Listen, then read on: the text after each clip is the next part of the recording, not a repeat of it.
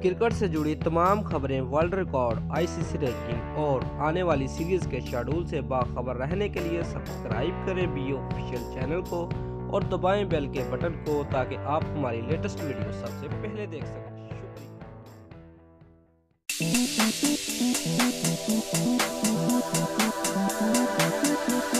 Views कौमी cricket team के नौजवान बल्लेबाज इमामुल हक ने कहा कि चीफ सिलेक्टर इंजमामुल हक के भतीजे होने की वजह से उन पर ज्यादा दबाव होता है, ताहम इसी वजह से उन्हें बेहतर से बेहतर कारकर्दगी दिखाने का अजाफी हौसला मिलता है।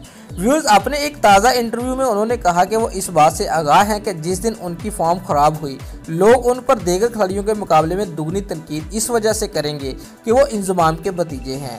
व्यूज इमामुल हक का कहना था कि वो टीम में कायदे-ए-आज़म ट्रॉफी में अपनी कारकर्दगी की बुनियाद पर मुंतखब हुए, ताहम इसके बावजूद उनकी सिलेक्शन पर तनकीद की जा रही है।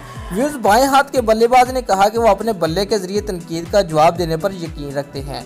श्रीलंका के खिलाफ डेब्यू पर सेंचुरी स्कोर करने वाले बल्लेबाज ने कहा कि वो अब तक की अपनी कारकर्दगी से मुतमिन है और मुल्क के लिए मजीद परफॉर्म करना चाहते हैं। इस मौके पर उन्होंने अपनी अच्छी कारकर्दगी का क्रेडिट कोचेस को दिया। एक सवाल के जवाब में कहा कि पाकिस्तान की नुमाइंदगी तीनों फॉर्मेट्स में करना चाहते हैं, लेकिन ये आसान नहीं, लेकिन वो सख्त मेहनत कर रहे हैं। उनका कहना था कि उनका ख्वाब है कि वो पाकिस्तान के लिए वो सब कुछ कर सकें जो इंजमामुल हक ने पाकिस्तान के लिए किया। व्यूज इमामुल हक ने मजीद कहना है कि इंजमाम एक मैच विनर थे और पाकिस्तान को कई फतोहात से हमकिनार किया।